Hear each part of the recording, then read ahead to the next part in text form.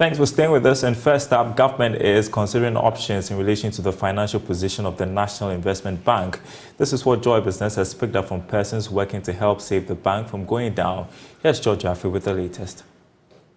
Government's position is coming after initial reports suggested that no decision had been taken yet on the bank's future. However, we understand that the Finance Ministry is now expected to propose to Cabinet a move where ADB be supported financially to take over NIB as a bank. Joy Business is learning that government is committed to keeping NIB as a financial institution. However, whatever strategy is adopted should be done in a way to safeguard jobs as well as ensure that it doesn't bring any disruption to the entire financial sector. Documents seen by Joy Business also suggest that government doesn't think that it can continue to use taxpayers' money to inject fresh capital into the bank after it put almost 4 billion Ghana cedis into the financial institution. Government sources also agree with steps taken by the current managing director to restructure the financial institution in terms of staff numbers. We also understand that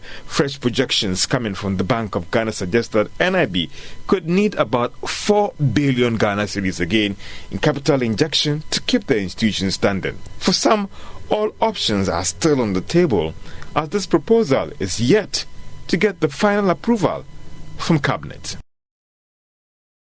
Now, the Ghana National Petroleum Corporation, GNPC, has debunked claims that the Jubilee Oil Holdings Limited, JOL, deliberately failed to pay proceeds from lifting in the first half of 2023. This comes after a semi-annual report from the Public Interest and Accountability Committee indicated that JOL had failed on four consecutive times to pay proceeds from the Jubilee and 10 fields amounting to $343 million to the Petroleum Holding Fund.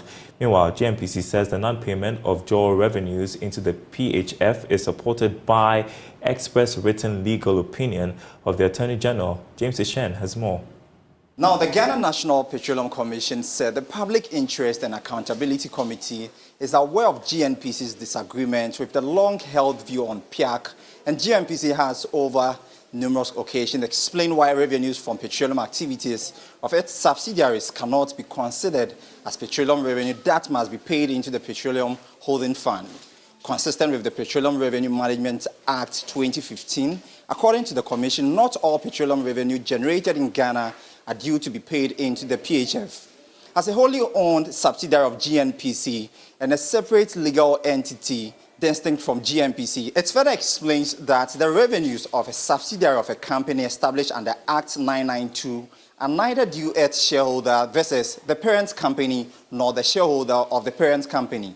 GNPC further that their accounts are transparently audited annually by a reputable audit firm appointed by the Auditor General, of which a final report is submitted to Parliament for further scrutiny. The Ghana National Petroleum Commission also said, consistent with the instruction and approval of the Minister for Energy and Parliament further recommendations, Jubilee Oil Holdings Limited interests were assigned to GNPC Exploco. Hence, GNPC Exploco would therefore own the equity interest of JOHL in Jubilee and 10. For Joy Business, James Ishen. Now, energy sector players have expressed doubt about the success of the energy transition plan, citing financing as a major impediment likely to stifle its implementation by 2060. The plan is estimated to cost the country about $550 billion for the transitioning. They argue, looking at the current economic condition, it would be difficult for Ghana to achieve that, hence might retard its execution by 2060. These were some of the concerns raised by at the Future Energy Conference in Accra. My colleague Pius Kojibaka has the rest of the story. Government last month launched the country's new energy transition and investment plan. The plan is the main tool to engage the international community and investors with Ghana's energy transition. By implementing this plan, Ghana and its partners can instead bring the country's energy sector-related carbon emissions to net zero, while demonstrating that action against climate change does not need to come at the expense of economic development. To this end, players in the energy sector are deliberating on how to ensure reliable, sustainable, and affordable energy for their respective economies. Speaking to Joy Business on the sidelines of the Future of Energy Conference, Petroleum economist Dr. Thue Champon warned financing will be a major challenge to Ghana's energy transition plan.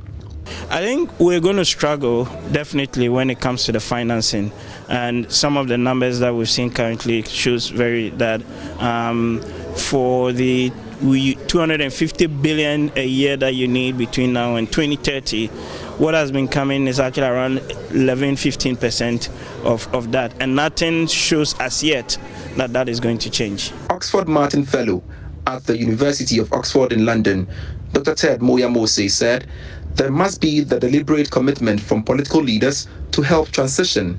Within a short to medium term, it heavily depends on what law, policy and regulatory measures are going to be put in place. If we use a business as usual strategy, I think not much is going to change, because more than 80% of the global energy mix is fossil fuel based. If we're talking about a transition to more sustainable systems, then we need extremely ambitious and extremely rapid interventions. Energy strategist Dr. Yusuf Suleimana believes innovation and creativity are key in achieving the energy transition and investment plan. We are talking about energy affordability, energy dependability, and energy availability or accessibility.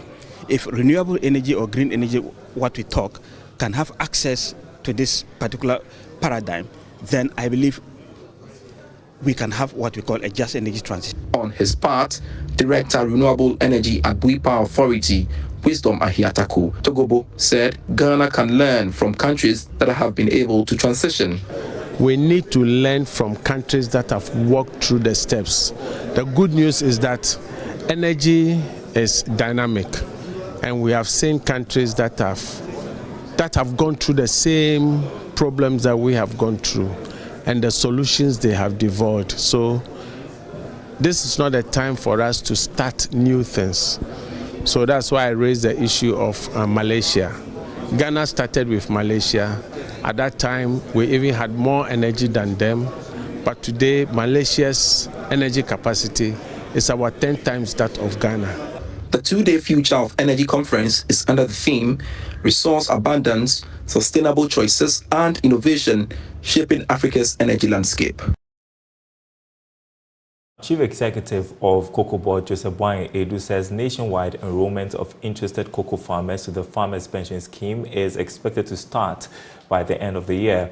Though the scheme is voluntary, he says it will be in the interest of farmers to join. Cocoa Farmers' Pension Scheme, we've started. And because now we have the cocoa management system, which is a database that we have developed and Ghana Cocoa Board, incorporating information of farmers' total household information. And we link it with the farm information. And with that combined, information, we are going to use it for a lot of purposes. One of them being the farmers' pension scheme. It's voluntary. Yes, we have all the information. We have information about their farms, but we have to go and see farmers who are prepared to enroll, and that's what we are doing. The pilot stage is in Ashanti region, that's New Edibiase, and then Asimfosu in the central region.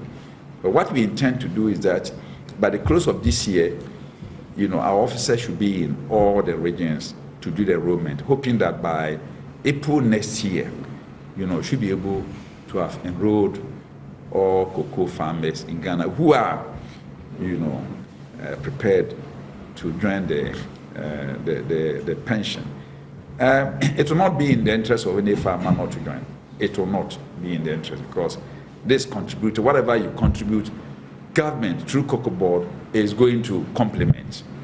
And the money coming is from the cocoa that all farmers produce. So if you say that you are not going to join, it means that you'll be causing a lot of this to yourself. In other news, the Ghana National Chamber of Commerce and Industry is encouraging small business entities to consciously build their profile to attract bigger opportunities The Chamber believes this will strengthen their readiness to efficiently participate in the African Continental Free Trade Area.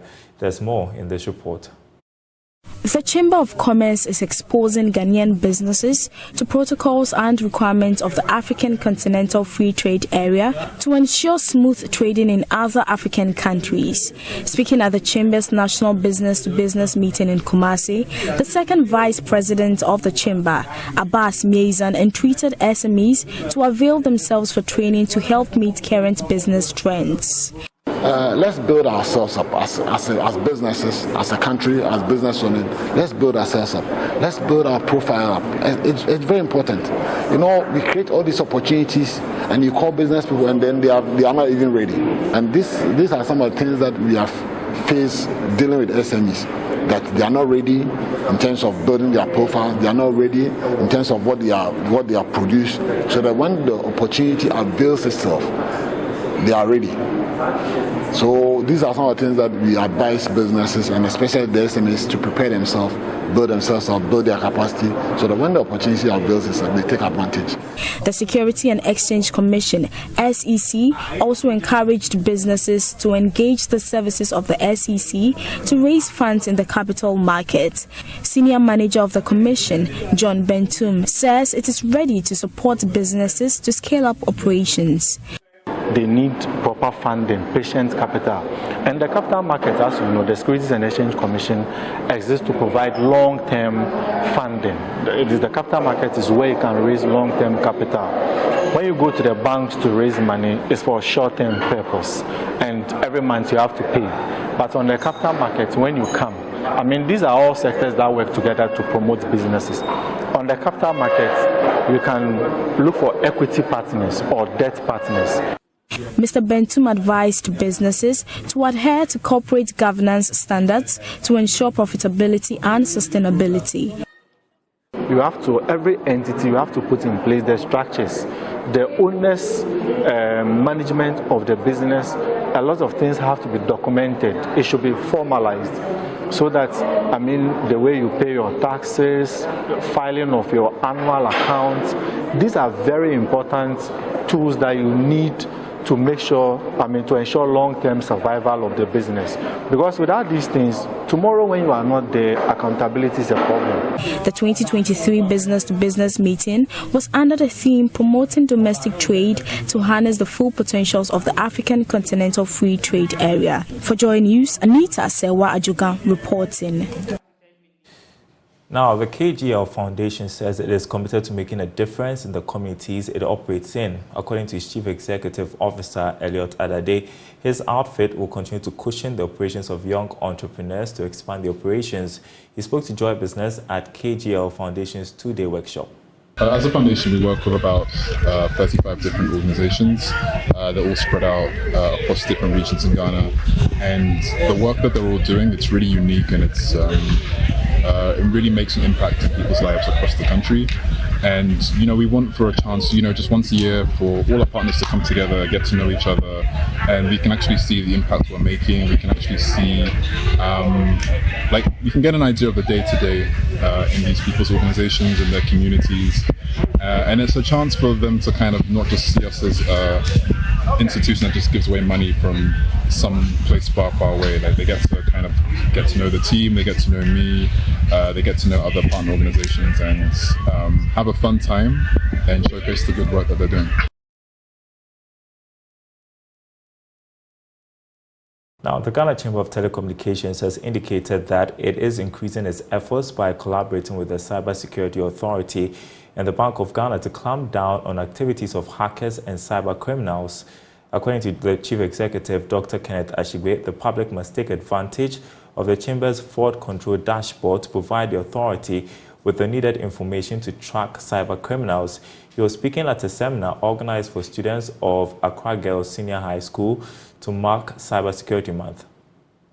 As part of activities to mark Cyber Security Month, the Ghana Chamber of Telecommunications organized a seminar to educate students on ways to protect themselves against activities of cyber criminals. The seminar was themed Promoting the Culture of Digital Safety. In an interview, Chief Executive of the Ghana Chamber of Telecommunications, Dr. Kenneth Ashigbe, urged the public to take advantage of its fraud control dashboard to assist the authority to reduce the activities of cyber criminals. The Chamber has what we call the fraud control dashboard. It's a platform that if you are defrauded, if even your device is stolen, you report to a telco. So maybe you're stolen from telco 1, you report to him. They would investigate it. If they find out that there's some legitimacy, what they would then do is that they will block the number that person used. They would also block the device the person used as well. And then if the person has used that particular ID to perpetuate fraud more than 3 times, that ID is also blacklisted. So when the device is blocked, that device will not be able to put another SIM and use it on any other network, because the person will report it on their dashboard. And then the other telcos, telco 2 and 3, would also block that device and blacklist that ID. Now, the good thing is that beyond that, we are now working with the police, the cybercrime units as well. And so we are going to get to the point where not only would that information be used to block your devices, but doing the right things as permitted by law, the police would also be able to come after you. We're partnering with the Cyber Security Authority and the Bank of Ghana in that regard. And so it's really important that, we continue this thing of creating the cyber awareness, getting people to improve their cyber hygiene. Assistant Headmistress of the school, Gladys Kwetwadu, urged the students to adhere to precautions associated with social media platforms that they access. I think it's very important because now we are in a technological world and access to the internet is a good opportunity for all of us. But there are dangers there. So if today we have the telcos coming to us to give us training and inform us on the use of the internet for information, as well as we putting information there, we need to be informed as to what to do and what not to do, so that we don't fall victims, neither do we offend others. Yes, so it's very important so that they are better positioned to be online. The students were also advised to be wary of the people they engage on social media. Now, in commemoration of its 60th anniversary, the Chartered Institute of Bankers Ghana has organized a financial literacy day at selected senior high schools across the country. The goal is to sensitize students on the importance of savings and investments to achieve financial freedom. The Institute seeks to contribute to the attainment of the UN Sustainable Development Goals in poverty eradication, creation of decent jobs, economic growth, and provision of quality education. There is more in this following report. Its anniversary on the theme, Redefining Professionalism in Banking Through Ethics. The launch of the Financial Literacy Day is geared towards engaging senior high school students on the importance of savings, personal budgeting, and how to avoid financial fraud when using digital financial services. President of CIB Ghana, Benjamin Amenume, emphasized the importance of financial literacy for young people. We've come to a stage where we've seen that a lot has happened in the industry, that it is time for us to sensitize the future customers of bank, the future bankers, and the future service providers of banking, that is the students and the young ones, to know much about banking, first how to manage their money through this financial literacy program, and it is also part of our 60th anniversary. Mr. Amenume says the banking sector cleanup exercise must not affect public trust in banking. So we want to encourage people to still believe in the banking system, that it is not the banking system that has collapsed, but just an issue with government, with its finances, and as citizens, we have been asked to be soft on government in order to restructure the debt. CEO of the Institute, Robert Jato, highlighted the essence of the sensitization campaign across various institutions. We all need some financial literacy skills. If there's anything we've learned from the domestic exchange, debt exchange program, is that as Ghanaians, we need more financial literacy. And for us, we have a responsibility as an institute to take the message of financial literacy and develop the core skills that people need around how do you manage money, how do you save, what is the relationship between risk versus return. If it sounds too good to be true, probably it is. And those are things that we are taking, or messages that we are taking to our colleagues and students in particular. Mr. Jato commended various stakeholders for their contribution towards the campaign for financial inclusion. And we have a number of stakeholders involved. Of course, it's being led by Chartered Institute of Bankers Ghana, but we have a number of commercial banks and rural banks that are specifically involved, and they've been assigned to different schools, and currently they are teaching there. But again, they are using chartered bankers who are members of the institute to deliver this training and financial literacy skills to our brothers and sisters across secondary schools in the country. For Joy News, Nana Boache Dankwayadom, Kumasi.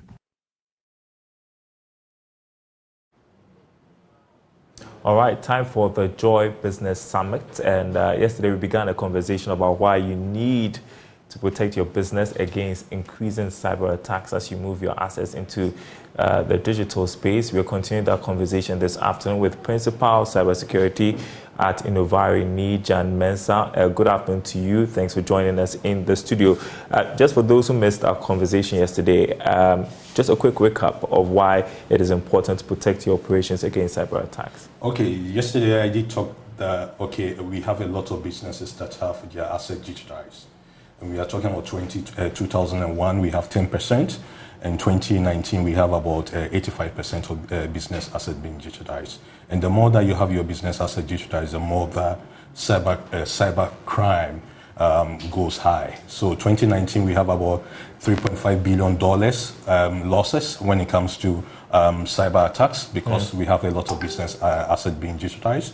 And 2001, we have $175 million.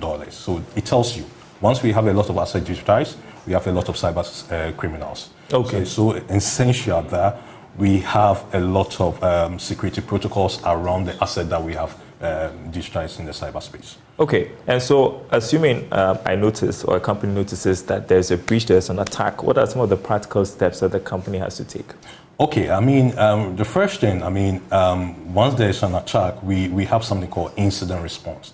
So it's a little bit technical, but the incident response, what the incident response seems to achieve is that it tells you... Okay, your phone ringing there, maybe we can just put it off quickly so that it doesn't become a distraction. Nijan Mensah is in studio with us talking about cybersecurity issues, how to protect your business against cyber attacks. Yes, that's fixed. So you can continue. Yeah. Okay. So once you have an attack, as an organization, the first thing that you need to have is that you need to have a strong incident response program. Mm-hmm. So what the incident response program seeks to achieve is that the incident response program seeks to contain any incident that you have. Okay. So once you contain the incident, then what you have to do is that you have to activate what we call the incident response team. Once you activate the incident response team, they have the expertise to really do whatever they need to do eradication and do like recovery of that particular incident, because we don't want that particular incident to spread out. And once that is done, the next stage that we have to go to is, yesterday I did talk about doing something called lessons learned, because lessons learned is also critical.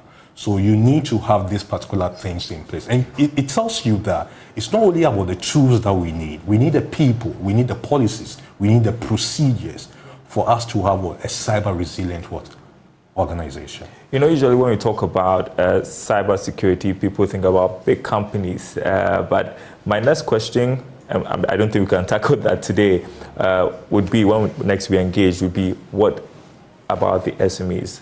And what category of SMEs need protection? We'll be delving into that subsequently. But just in 30 seconds, just an advice for businesses as we wrap up. An advice, I'll just take a quote from Ira Winkler. Mm-hmm. He said, if you apply 5% of your effort in addressing security, what you're able to do is that you're able to achieve about 90% effectiveness. Wow. A lot of people do not have basic security controls. So Ira Winkler said, just apply a little bit effort in your security program. Just about 5%. 5%. Then you are able to achieve some 95% of, because you cannot achieve 100% security. A lot of businesses do not have their basic security controls in place. So that's my take. Okay. Looking forward to our next conversation, which will be tilted towards SMEs and what they can do. Thank you so much. Nijan Mensah is Principal of Cybersecurity at Innovari Africa. Thank you so much for joining us in studio. Well, that's our program this afternoon. Thanks for watching, everyone. There is more news on our website, myjoyonline.com/business. Our top story there, banks intensifying efforts to recover 2.4 billion cedis bad debt. That's according to the Ghana Association of Banks. You can read more about that, myjoyonline.com/business. My name is Darryl Kwao. Thanks for watching.